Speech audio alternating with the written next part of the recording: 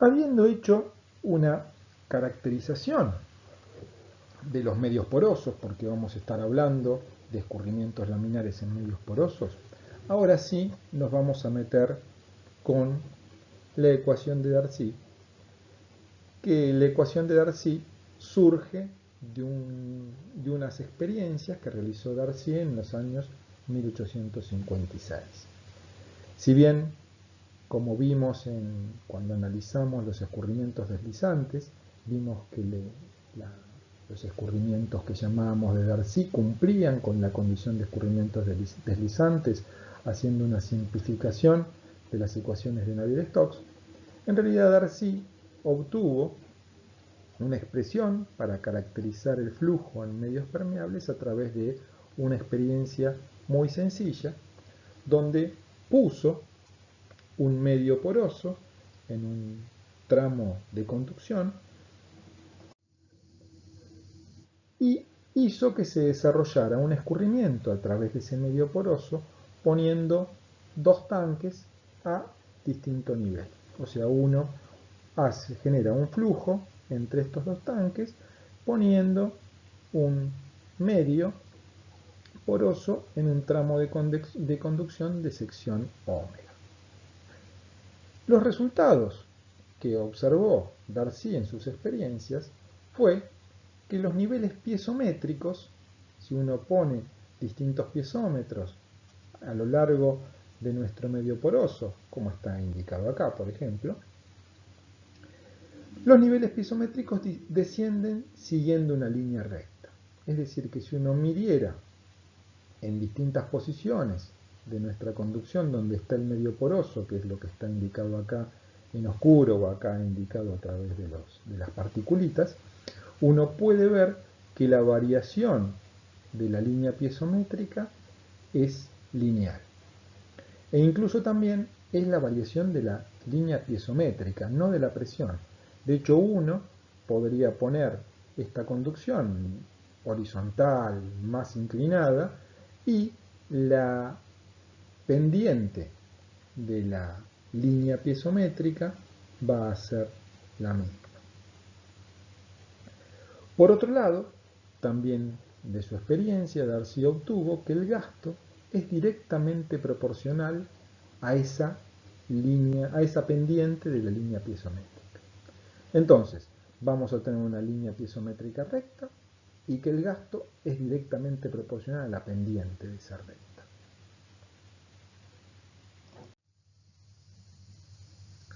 Entonces, la expresión de Darcy para determinar el valor de la velocidad de filtración en ese medio poroso va a ser igual entonces a que el caudal sobre el área, que sería la velocidad de filtración. El caudal es el caudal que pasa a través del medio poroso y el área sería la sección de nuestra conducción donde está el medio poroso. Va a ser igual a una constante K de proporcionalidad por la pendiente de la línea de energía piezométrica.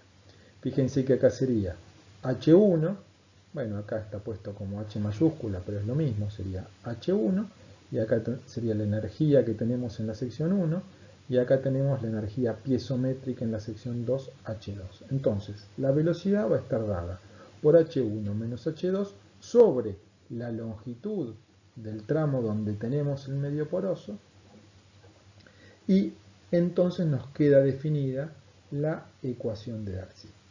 Acá lo que les puse, por ejemplo, es que con una velocidad de 1 centímetro por segundo, 1 centímetro por segundo es una velocidad de filtración bastante alta, no es una velocidad baja de filtración, y fíjense que si uno toma la energía cinética para esa velocidad les da 5 micrones. O sea, cuando uno tiene velocidades muy bajas, la energía piezométrica es prácticamente lo mismo que la energía total. Entonces uno directamente, en estos casos donde las velocidades son tan bajas y tenemos velocidades de filtración bajísimas, hablar de línea de energía piezométrica y línea de energía total es exactamente lo mismo. Entonces uno puede plantear que la velocidad, siendo J la diferencia de energías entre la sección 1 y la sección 2, lo puede entonces representar como que la velocidad es esta constante k, que habíamos planteado acá, por j, o sea, la pérdida de energía por unidad de longitud. Fíjense que acá hemos definido j como j mayúscula sobre l, siendo j mayúscula la pérdida de energía entre la sección 1 y 2. Y entonces vemos que la ecuación de Darcy, que habíamos expresado de esta manera, no es ni más ni menos que B igual a K por J, o B igual a K por I, algunos lo llaman J, a veces uno lo llama I, a veces a la pendiente de la línea de energía piezométrica o pendiente de la línea de energía total en este caso, que van a ser coincidentes. Ahora, si uno llama phi a la energía que tengo en una determinada sección, suma de energía de posición, de presión y cinética, sabiendo que la energía cinética en este caso va a ser totalmente despreciable, uno puede plantear que la velocidad es igual a menos k por la variación de la energía respecto de él, o sea, respecto del recorrido. ¿Y por qué le ponemos el signo negativo acá? Bueno, porque en realidad fíjense que la velocidad va en el sentido en el que la energía va descendiendo. Uno tiene, cuando uno plantea la variación de la energía, uno normalmente sería la energía en 2 menos la energía en 1. Y como el escurrimiento va de mayor energía a menor energía, siempre la energía aguas abajo va a ser menor que la energía aguas arriba, entonces para que nos quede positivo lo tengo que poner un signo negativo, porque este término va siempre en el sentido del escurrimiento a ser negativo, porque se pierde energía en el recorrido.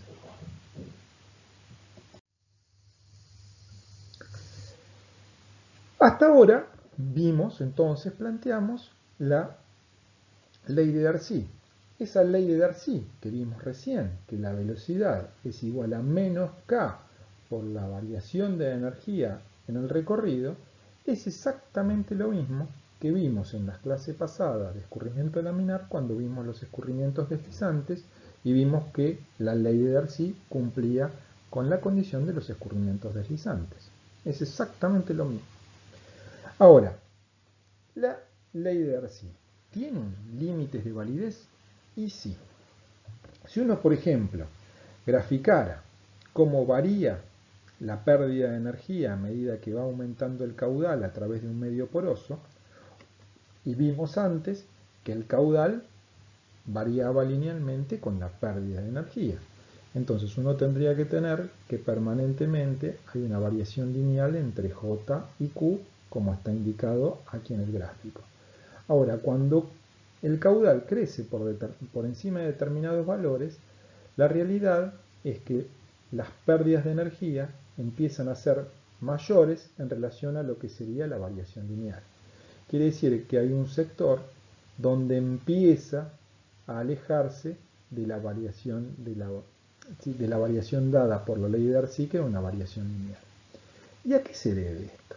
Bueno, uno podría empezar, si uno hiciera una analogía con lo que vimos con Poiseuille, podríamos decir, bueno, empieza a haber, a medida que aumenta el caudal, empieza a haber un fenómeno turbulento donde deja de comportarse como laminar y el escurrimiento pasa a ser turbulento, entonces deja de cumplirse las hipótesis para las que habíamos obtenido la ley de Darcy, que era que el escurrimiento era laminar.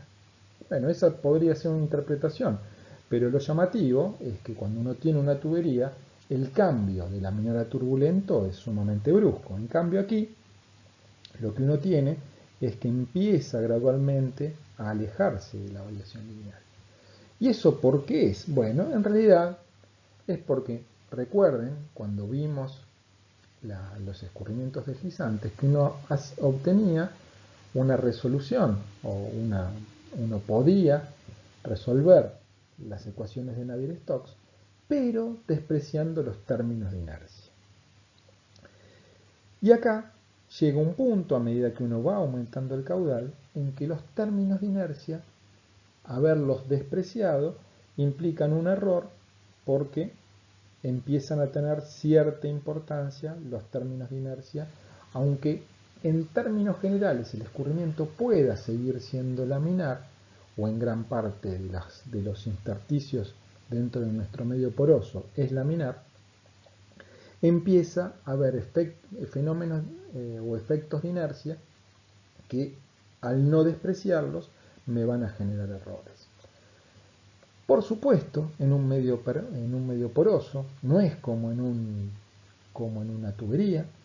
Uno tiene que las secciones no son uniformes, sino que van cambiando. Entonces, los términos de inercia en un medio poroso van a ser no lineales. Entonces, bueno, hay algunos puntos en el que los efectos no lineales pueden tener importancia. Entonces, bueno, progresivamente puede haber algunos canalículos de nuestro medio poroso donde empieza a haber efectos de inercia importantes, sin necesidad de llegar a que sea un escurrimiento turbulento. Eso implica entonces que uno, para caudales crecientes, empieza a alejarse. ¿Qué quiere decir? Que hay un límite superior a partir del cual la ley de Darcy deja de representar correctamente cómo son las pérdidas de energía. ¿Cuál es ese punto? Bueno, es bastante difícil, porque no es como habíamos visto en un escurrimiento de una tubería, donde uno plantea un Reynolds crítico a partir del cual uno tiene que deja de comportarse como laminar y empieza a comportarse como turbulento. Acá no. Acá hay una no linealidad que hace que esto sea progresivo, y entonces definir un Reynolds crítico va a ser imposible. Normalmente lo que uno podría hacer es, a través de experiencias, empezar a indicar cuando uno tiene un error de un tanto por ciento, y bueno, y entonces uno acepta un determinado error, y más allá de ese error entonces no puede utilizar la ecuación de Darcy para caracterizar los escurrimientos en los medios porosos.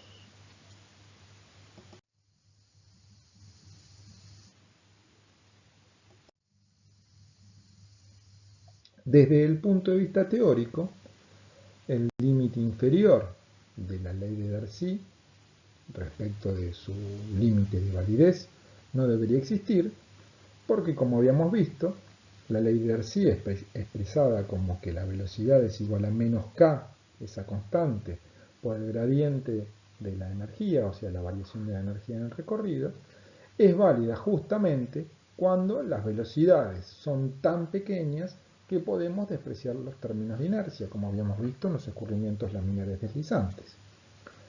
Sin embargo, tenemos un límite. ¿Y cuál es ese límite? El de la mecánica clásica, cuando ya empiezan a aparecer efectos que tienen en cuenta la estructura molecular de los fluidos.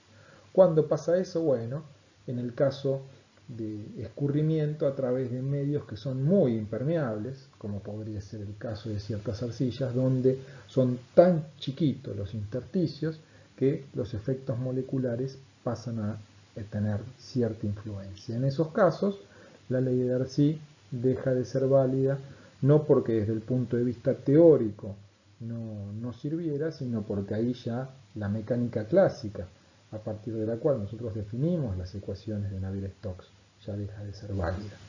Y eso escapa, obviamente, a lo que nosotros daremos en este curso de hidráulica.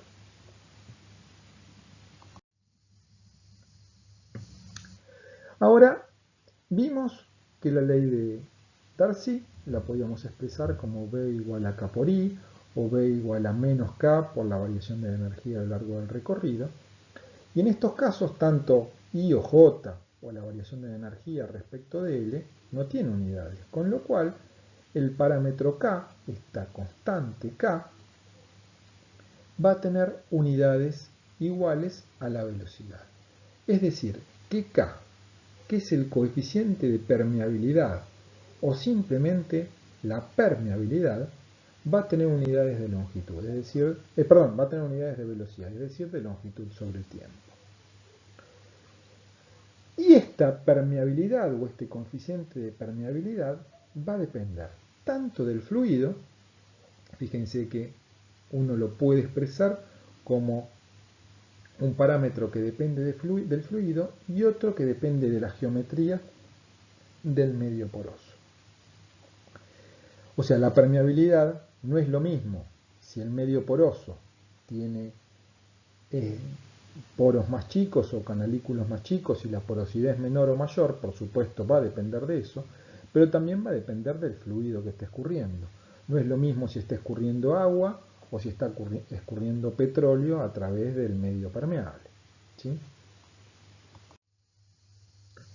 Y entonces, al coeficiente K lo podemos expresar en términos de parámetros que tienen que ver con propiedades del fluido. Fíjense que podemos definir en función de gamma y de la viscosidad dinámica mu. En ese caso, gamma sobre mu tiene unidades de 1 sobre longitud tiempo. Y también de un parámetro K minúscula, que vamos a llamar permeabilidad geométrica, y que tiene unidades de longitud al cuadrado.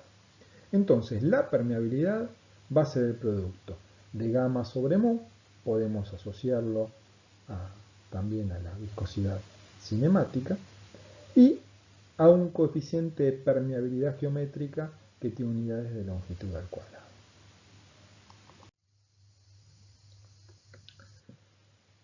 Este coeficiente K minúscula, que llamábamos permeabilidad geométrica, en definitiva es proporcional al área de los capilares, ¿sí? Si los capilares o los intersticios entre los granos de nuestro medio poroso son más grandes, la permeabilidad geométrica va a ser mayor.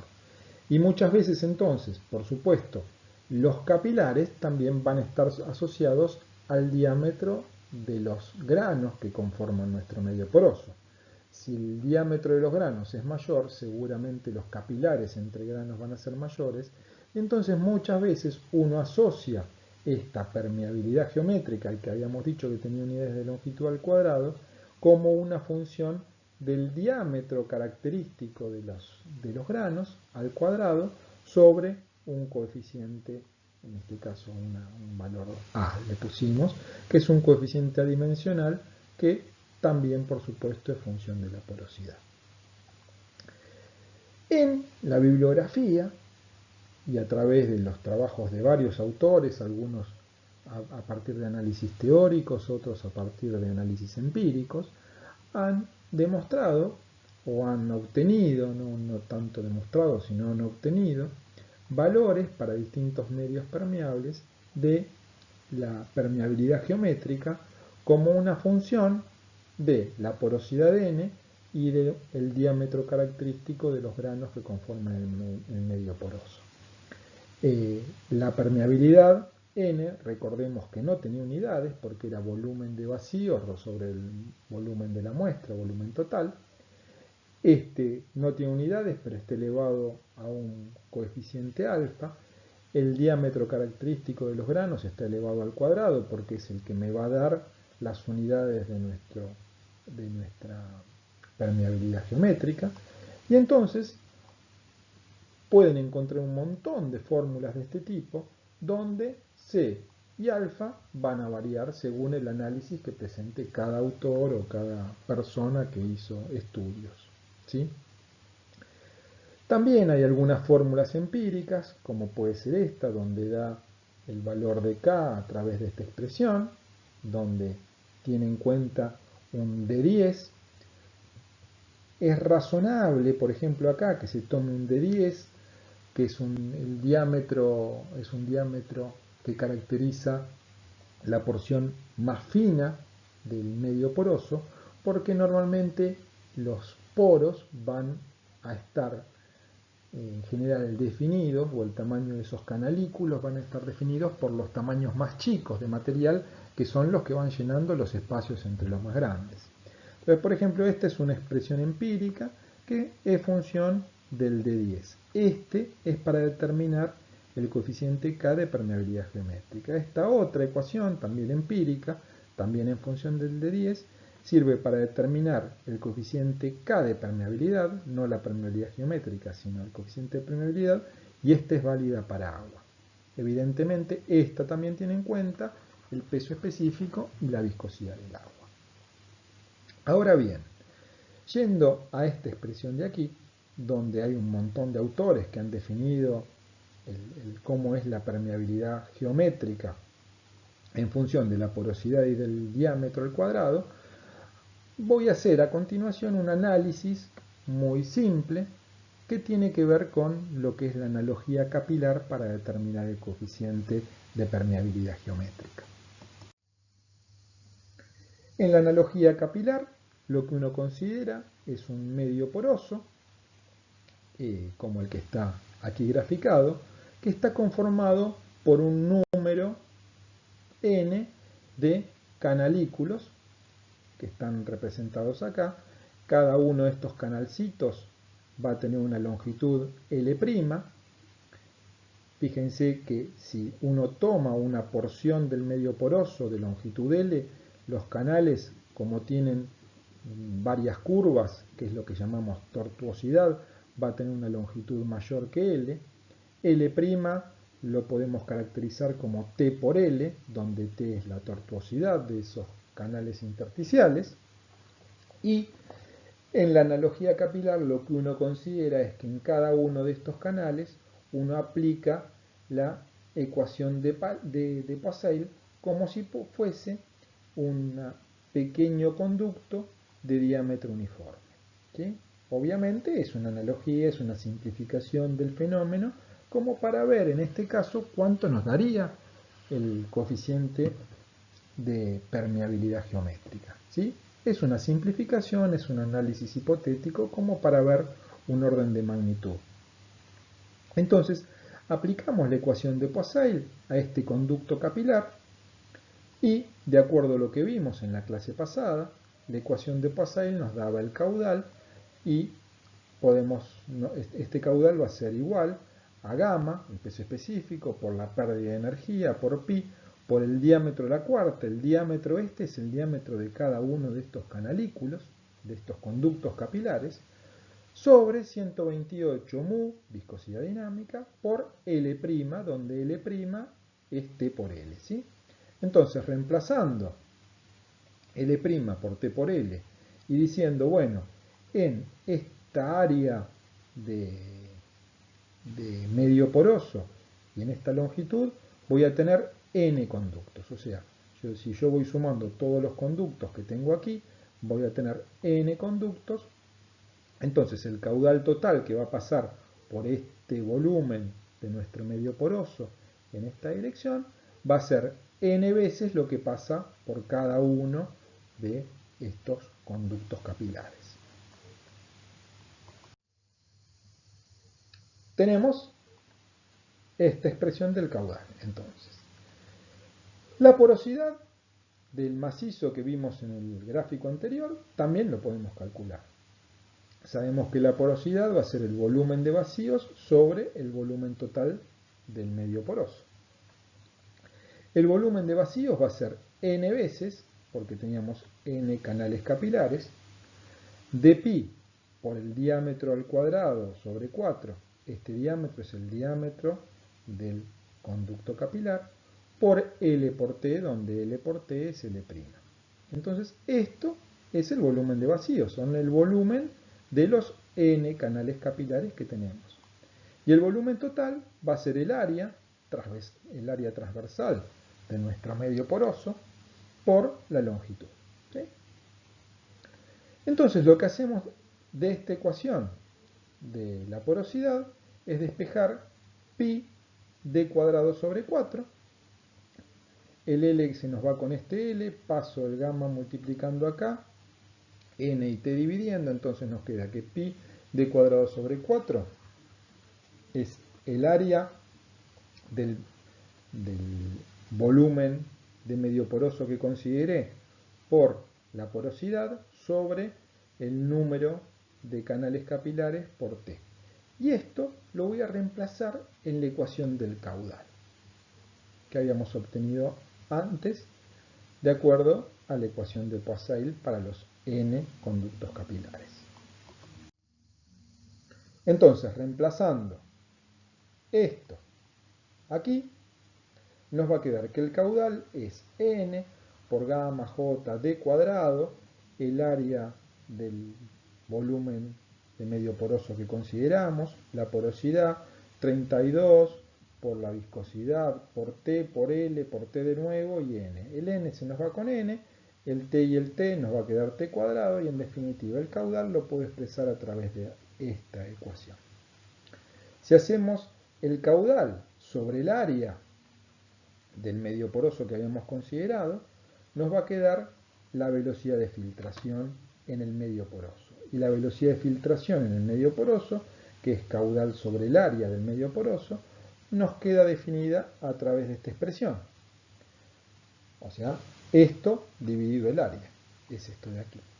Ahora, la velocidad de filtración era gamma sobre mu por K, que era la permeabilidad K mayúscula, por J sobre L, que sería J sobre L es igual a J minúscula, la pendiente de la línea de energía piezométrica. Si uno elimina términos, tenemos JL, JL, gamma mu, se nos van todos esos términos y finalmente podemos despejar de aquí el valor de K, que era la permeabilidad geométrica, que es N por D al cuadrado sobre 32 por la tortuosidad al cuadrado.